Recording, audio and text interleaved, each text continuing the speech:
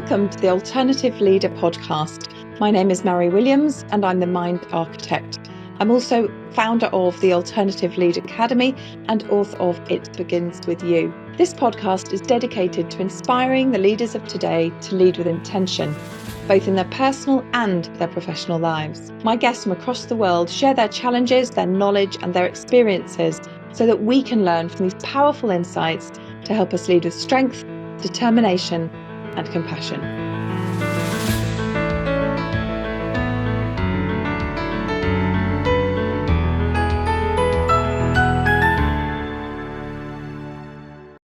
Welcome to the Alternative Leader podcast. This is a really exciting day because it's my very first guest ever, and I'm really delighted to introduce to you and have as my first guest Neil Fachie, who is 14-time world champion cyclist and Paralympic champion of London 2012. And he's also now #1 best-selling author of the book Earn Your Stripes. So we're going to talk to Neil today about his view of the challenge of resilience that he's gained and gone through in his career, and all of the tips that he has for you and for the world leaders that we're here for. So thank you very much, Neil, for joining me. I'm really touched that you've been my first guest. Yeah, my pleasure. What an honour to be the first as well. Thank you very much. So I'd like you to start by talking to our listeners about why and how you got into the Paralympics. And obviously that for you starts way back, looking at the issues you've got around your sight. So can I ask you to sort of explain that? Yeah, by all means. So I have a hereditary eye condition, and I was diagnosed at the age of 4, which is a day I remember quite vividly. It was Christmas Day, actually. So it's one of my first memories was we got together as a wider family and we were all going out to play, myself and my cousins. It was just coming down dark outside. So being competitive as I was even at that age, I had to be first out. So I ran as fast as I could out into the back garden and ran straight into a washing line pole in my grand's back garden. And obviously that was quite upsetting and shocking. And I was taken back into my mum, who gave me a big hug and made sure everything was all right. And she turned to my dad and she said, do you think he's got it? And he said, yeah, I think he's got it. And at that age, I've just got this vivid memory of being terrified of what is it? What's wrong with me? But unfortunately later that week, I was diagnosed with my eye condition, retinitis pigmentosa, or RP, which is quite a common eye condition actually. And it degenerates over time. So at that point, my eyesight was pretty good, to be honest. It was just poor in low-level lighting. But over time, it's got gradually worse and worse. So, it didn't really affect me in my early school life, but I had to kind of adapt as I got a bit older to kind of sit closer to the blackboards and whiteboards, and then getting larger text and gradually finding more and more solutions to cope with it. But sport's always been something that I took part in, and it was never disability sport. I came from a generation, I think, that was more hide your disability. So I never really let anyone know about it, to be honest. So I just competed able-bodied sport for many years in athletics, actually. And never was the Paralympics really a thing on my radar at all. And it wasn't until I was in my early 20s that my eyesight had got to a point where more people were aware, and someone had suggested to me that the Paralympics could be a viable option.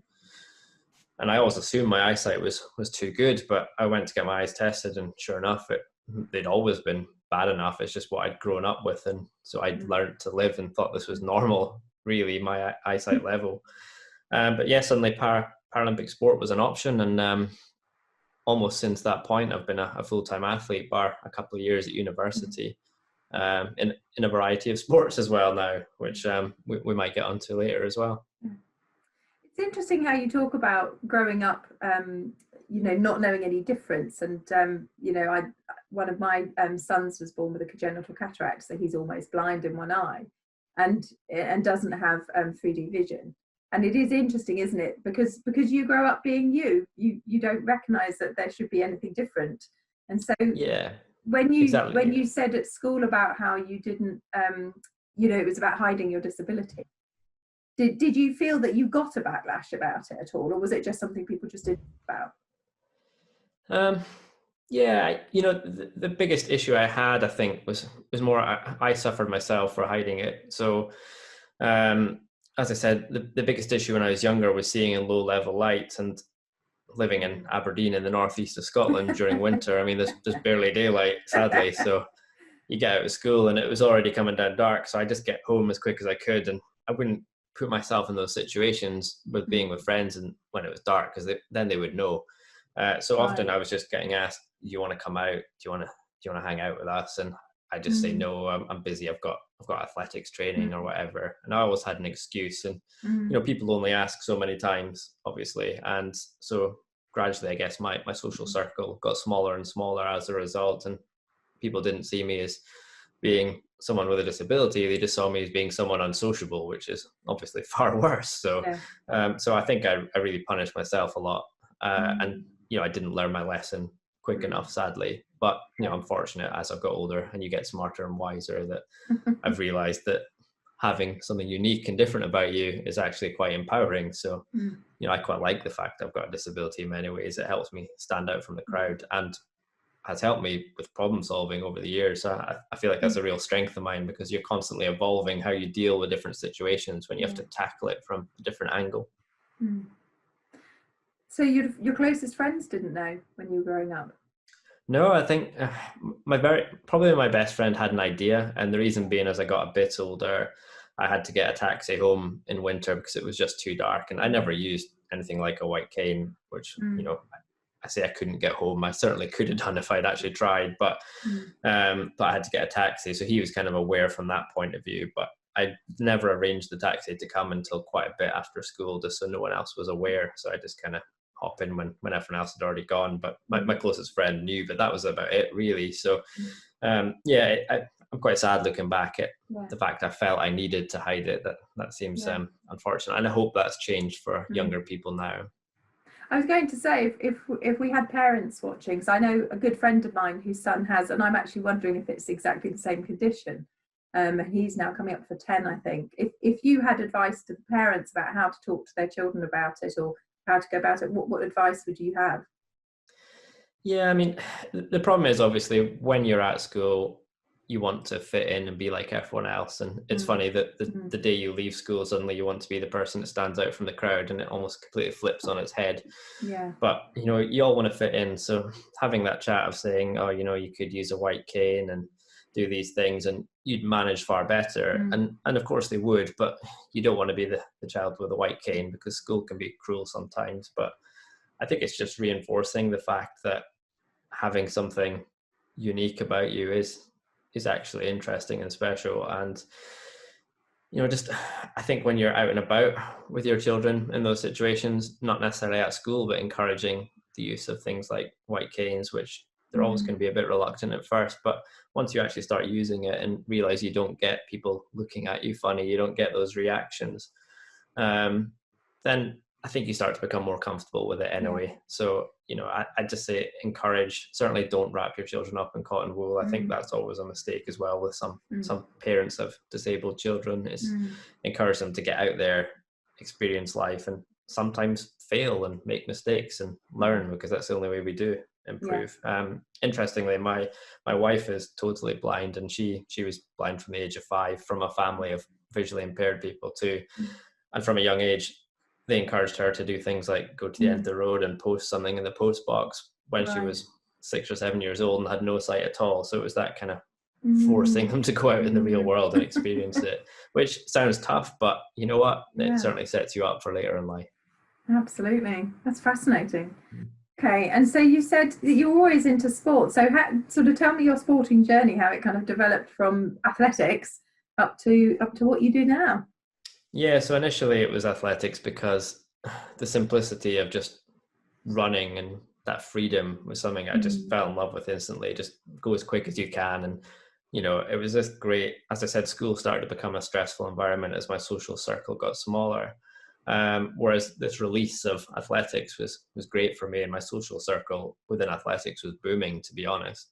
So it was a great release for me, that. So I fell in love with sport, and I've always been competitive, and I wasn't particularly good at it, to be honest, when I was younger. There were many years when I lost almost every race I did, but I loved being able to challenge myself to improve, and fortunately over time I gradually got better as well. And as I said, I got involved in Paralympic sport in my early 20s and got onto the development squad with UK Athletics, which ultimately led to competing in my first World Champs, where I finished 6th and 7th in the 200 meters and the 100 meters respectively. Mm-hmm. And then later went on to the games in Beijing in 2008, Paralympic Games. And that was just this incredible moment for me. I only just made the team. I was probably the last man to qualify. It was kind of skin in my teeth stuff. Mm-hmm. But I had no idea just how huge the Paralympics were until I arrived in Beijing and I walked into the athletes' village and just was instantly overawed by it. It was this, I mean, the athletes' village is where the athletes and the staff and everyone stays at the games. And it's, you know, you've got people from almost every nation on earth. And at the Paralympics, all with different disabilities, and it's just this hugely diverse place. It's absolutely incredible. There's nothing like it on earth. There's nowhere that could be as diverse. It's just amazing. And I just I fell in love with it. Just the spirit, the whole positivity around it. You've got people with disabilities, but these aren't people feeling sorry for themselves by any means. You know, it's people who are out there achieving and tackling disabilities in different ways. And it's so inspiring that, yeah, I just fell in love with it. So the event itself, I finished 9th in both my events, 1 and 200 meters, which top 8 making the final meant I just missed out, which was a disappointment. But, you know, the games were what I'd fallen in love with, and I knew this is what I wanted. And in 4 years' time, it was going to be the London Paralympic Games. And I thought, well, you know, there's very few people get to experience a home games, Olympics or Paralympics, in their lifetime. So this was an opportunity I couldn't miss. So I decided, you know, I'm gonna go back and I'm gonna do whatever I can to make sure I improve and make it to London. But 2 weeks after I got back, I got a phone call from my manager at UK Athletics, and they said straight up, we don't think you've got the potential to make it to London, and your contract is terminated with immediate effect. Oh God. And in that instant, that was it. You know, dream was done, and there was no way back as far as I could tell. And I'd love to say that I bounced back straight away, but, you know, obviously I felt sorry for myself and I blamed everyone else. I was angry about it, and, you know, I think kind of almost going through that grief stages, you know, that I had to kind of process it and deal with it. And I entered a bit of a depression as well, where I just sort of shut off. I was applying for jobs because you know, my parents were pushing me and I needed to go out and do something, but I couldn't get a job. I was signing on at the job centre, and I was just spending most of my time playing computer games and shutting off from the outside world entirely. But fortunately, that spark of London was still there. And one morning I just woke up and I thought, you know what, you're going to absolutely kick yourself if you don't give it one last try. Sitting and watching it on TV is just going to be too much to bear. So I decided to, in that moment, just to research every sport for visually impaired athletes at London Games. And I decided I was essentially going to try every single one until I found one I was good enough at that I might just make it. And it was a long shot, but I thought, why not? You know, I was kind of at my lowest ebb anyway, so there was nothing to lose. And by chance, cycling was the sport I was going to try first, because I've always been a fan. And Team GB had just had an incredible Olympic Games in Beijing where they won almost everything on the cycling track as well. So, you know, it was very much in the public eye at that point. So I called up Manchester Velodrome and said, you know, how do I get on and have a go? And they said, oh, there are these things called taster sessions where anyone can come along from the public and give it a try. And I said, yeah, all right, I'll give it a go. And I got off the phone and realized I hadn't told them that I couldn't see very well. I thought, should I let them know? And I thought, they might not let me have a go. So I just thought, you know what, I'm going to go. And I traveled down from northeast Scotland to Manchester, and I got on the track on a bike on my own, a solo bike, and I wobbled my way around and kept well away from everyone else. You know, I was safety conscious. And I didn't crash, thankfully, and I got round, but that was kind of it. And I was about to leave. I was walking out the venue, and it just happened to be a Great Britain cycling team session on afterwards. And there was a guy warming up, and he saw my bag, which said Beijing 2008 on it, because I was still living my former glories and carrying it around, you know. And he said, oh yeah, I'm a former Olympian. I I've moved to the Paralympic squad. I'm what's known as a pilot. I ride on the front of a tandem, and what I need is a visually impaired rider to go on the back of the bike. Do you know anyone? And I thought, Gosh. yeah, I might know a guy. So just this incredible moment of being in the right place at the right time, which then led to, you know, trial days and opportunities, and ultimately joining British Cycling in 2009. So, you know, it was an incredible shift, and it was quite out of character for me to do something like that, get on the phone and you know, take charge and actually go and commit to something. So you know, just that spark that day seemed to trigger it, and well, as they say, the rest is history. Yeah, so I was going to say, so what, I mean, because I think that's really common, isn't it, for when people lose that kind of goal, for them to just kind of give up and go into a depression. And as you said, you're right, it's grief, isn't it? It's grief of a kind.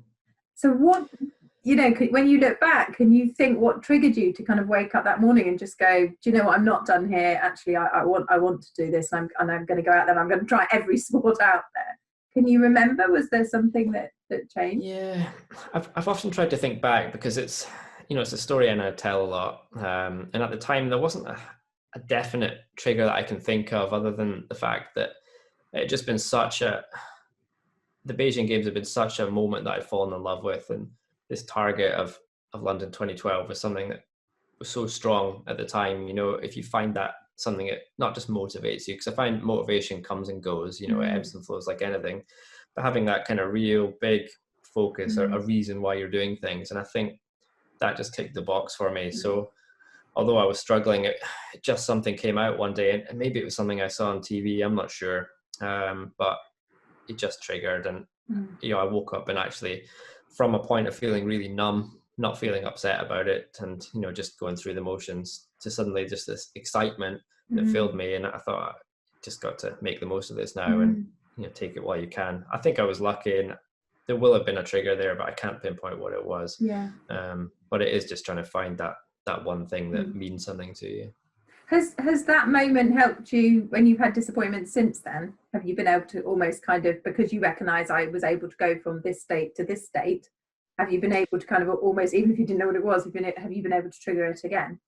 Yeah, I think so. I've certainly accepted that. I now accept failure, for one thing, that losing and failing I don't always see as a negative. It's not to say every failure has been something I've dealt with well and instantly. And there have been a few occasions in my career where I've been at a low point, but I've always found that after every low point, something incredible has happened positively afterwards. So I now always just look at it. I try and, first of all, speak to other people, because I was at that point in my life so internalized with everything that I wasn't sharing and getting any perspective from anyone else. Whereas now I try and share those moments to get that perspective, a bit of a fresh look on it, and look at things from a step back almost. And when you see the big picture, rarely is it quite as bad as you think it is. And there's usually, you know, an element of light somewhere. I mean, you know, as a nation, we've had a particularly tough year, and lots of things have gone wrong, but I hope that, again, we can see a kind of a positive that we can take away from every situation. And that's now how I try and look at it, I think. Okay. If you sort of, if I had other people thinking of joining the Paralympics but feeling worried about their disability or whatever, what would your advice be to them? I mean, to be honest, my advice as someone who had a disability and who got involved in sport was that it wasn't the competitive side of sport necessarily that interested me initially. It was the social side, and the sort of skills that it helped me build, the confidence it gave me was huge. So first of all, I don't think it's just for those who are talented and who might consider the Paralympics, but sport within disability is such a great, it's great for mental health, and it's obviously great for physical well-being as well, which for many people with disabilities could have other underlying health issues. It's so important. So I'm very much an advocate of just getting out there and having fun, widening your circle, and you know, you take it from there, really. So you don't necessarily even need to be involved with specific disability groups, although they are out there as well. You know, if you want like-minded people, if you're feeling a bit uncomfortable about going out there with the wider public. But you know, I just joined a regular athletics club, and there are many others who have done it with cycling as well. And you know, there's lots of people who are willing to help, quite frankly. And you know, it's a world now that the Paralympic sport is so much more well known, I think, in the UK, that there's so many clubs, there's so many teams. I definitely just recommend get out there and have some fun. And you mentioned earlier at the beginning, you mentioned about sort of almost feeling glad that you've got your disability now. So, and you know, I know a lot of people I often see them as they're transitioning from being, let's say, for want of a better word, okay, to having a disability. And life being a new normal, the sort of phrase that we've heard a lot recently. Tell me, how do you gain that mindset? Do you know what I mean? That I love my disability so much, kind of I wouldn't give it up. I mean, I've heard that before, and I just wondered what your take on it was.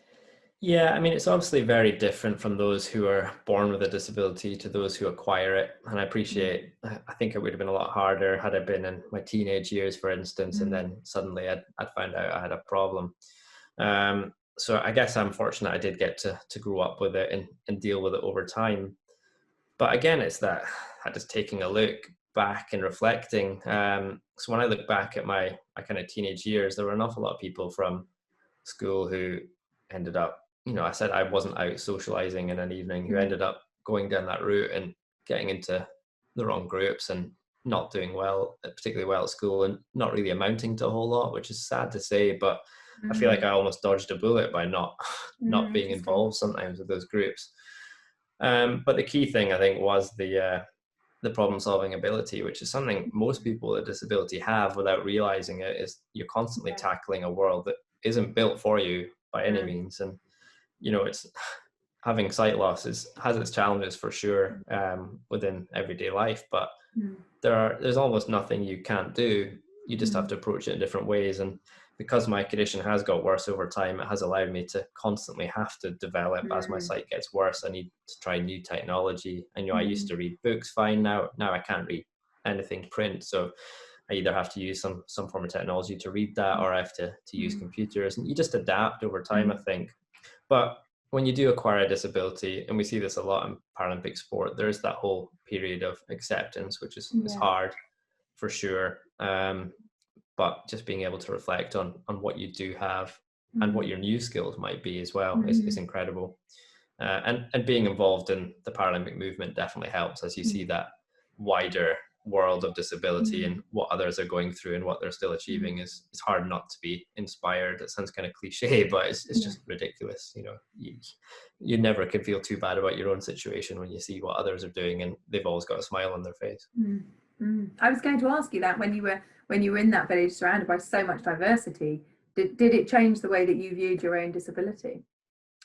Definitely, and also the way I viewed Paralympic sport, because it wasn't hugely publicized at that point, and I guess you almost had that image of you know, it's a games for the poor disabled people, you know, at least it's almost like a day out for them, you know. But then you get there and you're like, whoa, this is serious, and you know, I'm getting my head kicked in by people who are way quicker than me and way more talented. And yeah, you just look around and realize these are absolute physical specimens who are at the absolute pinnacle. And, you know, it's all these incredibly intelligent people. Most of them have been to university and they're all achieving huge things. And they're not even all full-time athletes, because generally the funding isn't great globally for para sport. So a lot of them are successful business people. They're successful in whatever industry they do as well. And it's just, yeah, you suddenly have this eye-opening moment of, wow, you know, everything's possible. And I'm seeing people with no sight at all who are maneuvering around perfectly fine, and I'm struggling in the dark because I'm too proud to use a white cane. Yeah, it's kind of that kick up the rear end you need sometimes, you know. Interesting.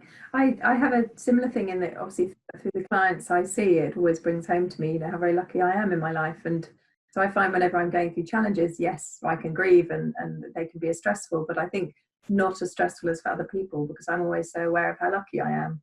And it sounds like that's a sort of similar outlook to what you've gained through the Paralympics. Yeah, definitely. And by no means am I saying you should go and surround yourself with people who are having terrible lives, you know, just so you feel good about yourself. But it is amazing when you get, again, that perspective on things, you know. It just helps you look at things from a different angle, I think. So yeah, I do count myself incredibly lucky. Yes. And I think, you know, just reference to the times that we've gone through this year in the middle of this sort of pandemic, if people are watching this kind of years years down the road. But yeah, I saw a lovely quote by Terry Waite, the hostage.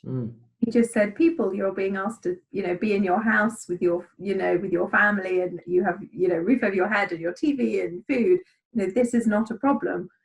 And I think it's been very interesting to see this kind of split of people who've been able to go, okay, this is not great, but this is okay. And people who've sort of just crashed and burned with it, really. And I certainly know on my, down days with it, I've been able to think, but I'm not displaced in India. I've not just lost my job and my children. And I think that perspective is something, I certainly try to pass that on to my clients. It's not, as you say, it's not devaluing what's going on for anybody, but it's saying, just be aware that there are people with challenges out there that are also struggling worse than you, and have some value of what you do have. And I love that you're saying, I look at what I have rather than what I don't have. And I think that's a beautiful way to look. But talking about business, you've brought out a book. So tell me more about the book. Yeah, so this really came about after the Rio Games in 2016, where I went in as a huge, overwhelming favourite to win gold. I'd gone undefeated for 4 years in cycling at that point. So, I felt like, my team certainly expected me to win. And, I saw the build up to the games where I was mentioned on Channel 4 at the time as being a serious gold medal favourite as well. So you're suddenly aware of this nation of expectation on you. Yeah. And sadly for me that day, I performed well, but another bike performed better, and we came away with a silver medal. And a silver medal should be an immense achievement at Paralympics, but for me at the time it was this complete and utter failure. And I felt like I'd let down my team, my family, and my nation, to be honest. And it, I spoke about how I'd learned how to bounce back from things, but that one was a tough one to get back from. So I started to, I actually lost my world titles a few months later as well. And I started to wonder if this was the beginning of the end of my sporting career, a sort of downward spiral in performance that I guess just hits the older you get in sport. It's not a long lifespan by any means. So I kind of realized that I didn't have any future after sport. I had no other source of income, and I needed to start thinking about what the future might look like. And again, we've used this word reflection a lot, but it gave me the opportunity to reflect a bit. And initially I thought, what have you got to offer the world? You've just been doing sport for the past decade. There's nothing else for you out there. But again, chatting to people and just looking back myself, I started to realize that actually I've learned a lot of skills over the years. I've learned how to become the best in the world at something. I've learned how to stay there for a number of years, and how to deal under extreme pressure. For instance, competing at London in a home games in front of a home crowd as a medal favourite. I mean, that was immense pressure, but I found a way to deal with it, and not everyone does, So I started to realize that actually, I've learned a lot of skills. I've got something to offer the world, and I kind of was trying to work out how I could use that to benefit. And I thought I could offer it to the sporting world, but I realized that these lessons actually apply to a great deal of things. And particularly I find that there are a lot of crossovers between the world of sport and business, where, it's highly competitive, ever evolving world where, if you're not keeping up with the latest trends, whether that be in training or whether that be in products, whatever it might be, you're just going to fall behind. So, I started to realize that maybe I could offer something to business as well. And I just got speaking to a few people within a business environment and realized that actually these were things that they were perhaps lacking in and could really utilize. And I guess the book was really born out of that. When I started to realize I had something to offer the world and I wanted to share my message, then, I just started putting pen to paper, and it turned out to be a much longer process than I anticipated. And I'm certainly no natural writer, so it took me a bit longer, but I spent a lot of time on it because I wanted it to be a message that people bought into. And delighted to say it's now been released, and I think it's going to be interesting to see. I mean, it's not been out for very long, but what kind of impact it does have on people in a business environment. So far, the feedback's been great, and I'm confident that I can offer something to those businesses that really want to take that next step forward and achieve world-class performance at the end of the day. And so tell us a little bit more about what the book's about. So if you've got businesses watching now, what's the message to them? What are you helping them solve? Yeah, well, obviously it's using the insights and lessons learned from my sporting career, and I kind of come up with this 5 stripe system, and it comes up. It's called a stripe system because in cycling, when you become a world champion, you earn, along with your gold medal, you get a jersey which has 5 Right. bands, colored bands on it, 5 stripes. Hmm. It's known as the rainbow stripes. Right. And so a saying I used over the years to kind of motivate myself was "earn your stripes," which is what I titled the book. So when I was in training and finding the going a bit tough or whatever, those days when you just didn't fancy it, if I told myself, "Come on, Neil, earn your stripes," then it just flicked my brain back and always got me, focused on the task in hand. So that's where it came about, and I developed this 5-step system, which I decided to call a stripe system. So the 5 key areas I think you need in order to perform at world class level are, first of all, drive, which we've spoken about already, of having that motivation, that Mm. deep seated desire to perform. Then you look at the kind of the how you go about it, the performance aspect. Mm. So for me, that would have been my day-to-day training, how I get the most out of myself, but it's just how you perform day in, day out to ensure that you're getting towards whatever your Mhm. desired outcome is. The team is the next one, which again in sport you often just see those individuals on the podium and don't realize the huge Yeah. team of support behind. And within British cycling, we've got just this huge team of specialists, people who are leading the way Mm. in their very specific niche. So we've got Mm. coaches, physios, psychologists, nutritionists. Mm. It goes on and on. This Yeah. huge list of people who are offering support so that the athletes get the most out of Mhm. themselves. And then it's about mindset. So, you've got all the tools in place, Mm. but as I said before, your motivation comes and goes. But how do you ensure you're there every day performing at your best? Mm.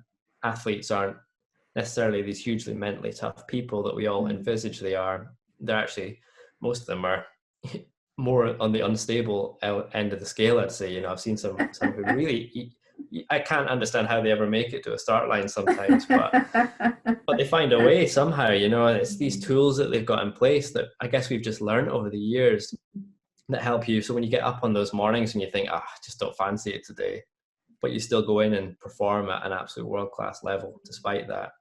And then finally, as I alluded to earlier, performing at the highest level of pressure. And, to be a world leader in whatever you do, there are going to be those Yeah. days that really matter. You need to perform. Mm. And it's about finding a way that you don't just perform to how you normally do, but actually using Mm. that situation to get even more Mm. out of yourself. So in a sporting context, it's no surprise that usually world records are broken at either Olympic or Paralympic Games or World Championships Yeah. when the pressure is at its highest. And that's those athletes using that pressure to get even more out of themselves. Yes.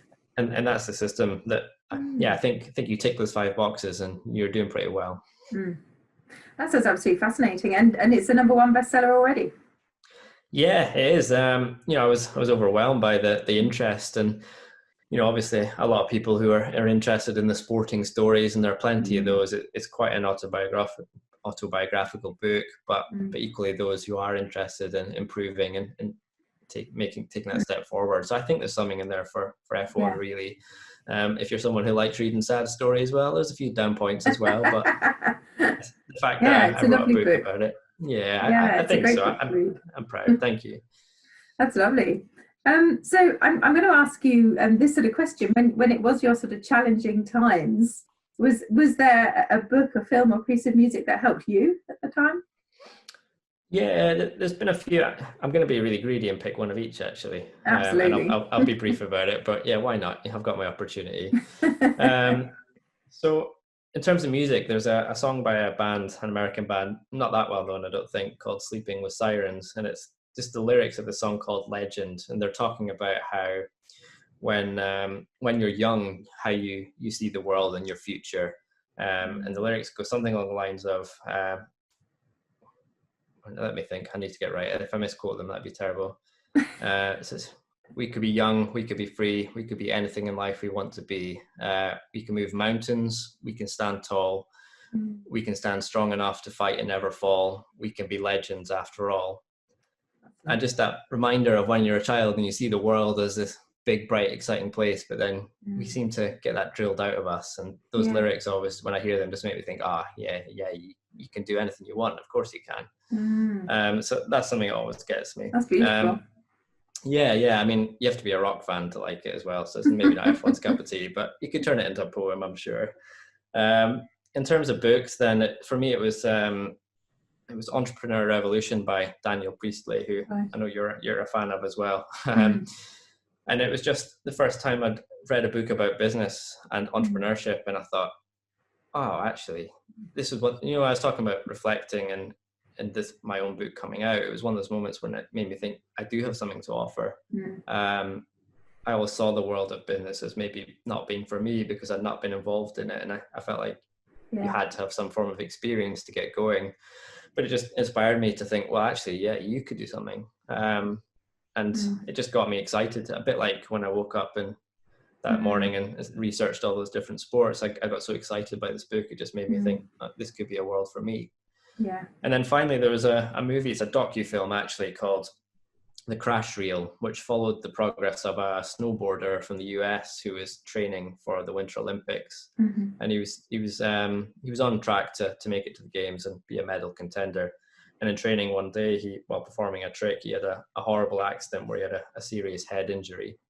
And just this flip of a switch, he went from, just young guy loving life to suddenly someone who almost died and never got back. The head injury meant that his physical body could never work in the way that it once did. And it just followed the progress of his recovery and how he kind of then got on with life, dealing with the fact that he couldn't do things the way he used to do this. So we're talking about acquired disabilities again. It just kind of made me realize that, it could all just disappear in the flip of a switch, and you'd have to completely readjust your life. So just kind of get out there and make the most of the time you've got, really.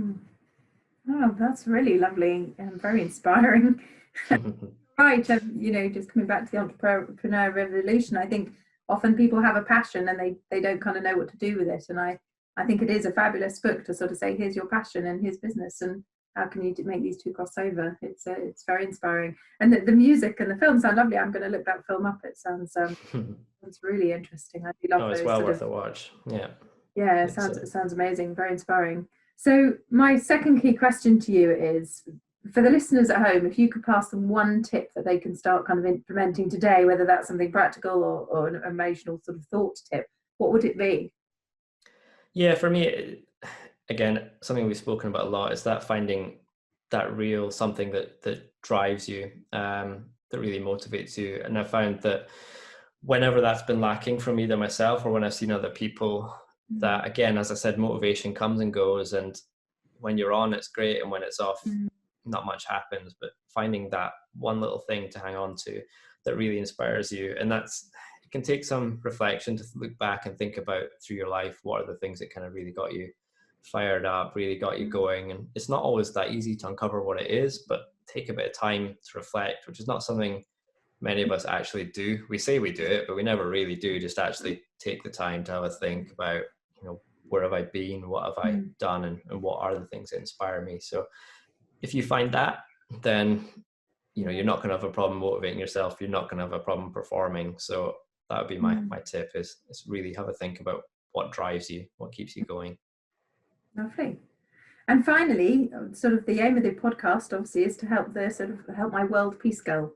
So I am hoping that, by listening to the guests, our world leaders will be taking something away from it and thinking about the way that they lead. So if you were standing in front of our world leaders now, what would you say to them? I think what I'd love to see, and not something we often see, but you do from a few, is that kind of level of humbleness where they're willing to accept failure or when things haven't gone to plan, that rather than trying to cover these things up, that we're learning from our experiences.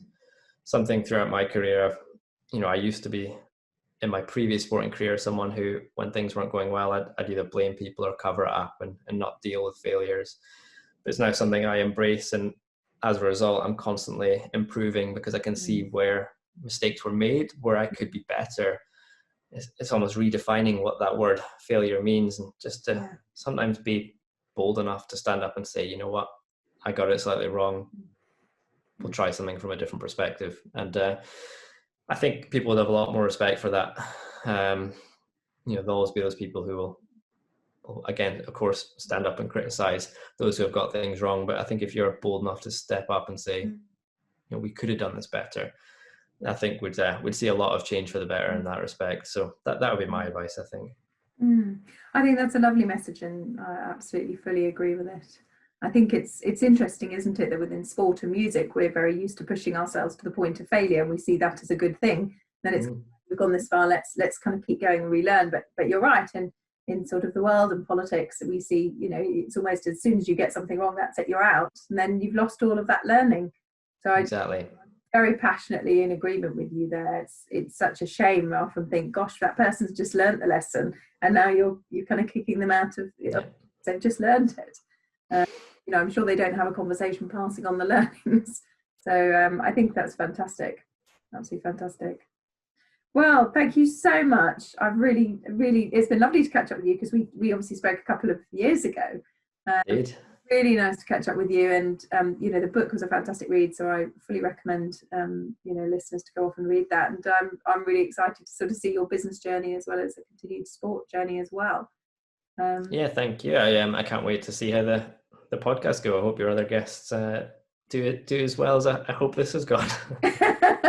Well, I certainly enjoyed listening to you, and I think it's such an inspiring story for you on both counts, because not only have you come through the sporting journey, but you're now on the sort of entrepreneurial journey as well. So there's that kind of beautiful crossover of both of them, and absolutely fascinating to listen to. So thank you so much for being my first guest, and hopefully we'll catch up again soon, and thank you very much. Yeah, thank you for your time. We'll speak soon. Hi, I'm Mary Williams, as you know, and thank you so much for listening to the Alternative Leader podcast. I search for guests to bring you lessons and learnings that can help move you forward in your life, help you achieve the success that you want to, in whatever way that shows up for you, to help you lead powerfully, whether that's in your own life, as your parenting, your personal, or your professional, and make you the best that you can be. If you've enjoyed the show, please rate and review it, and please share it with as many people as you think also want to move forward and gain success in their lives. If you want to find out more about me, go over to my website, which is www.mari-williams.com. That's www.mari, which is MARI-williams.com, and you'll find links to all of my social media profiles there. There's also a Facebook community that you can join, and again, all the links will be on the website too. I hope you have an absolutely fantastic day, and thank you so much for listening.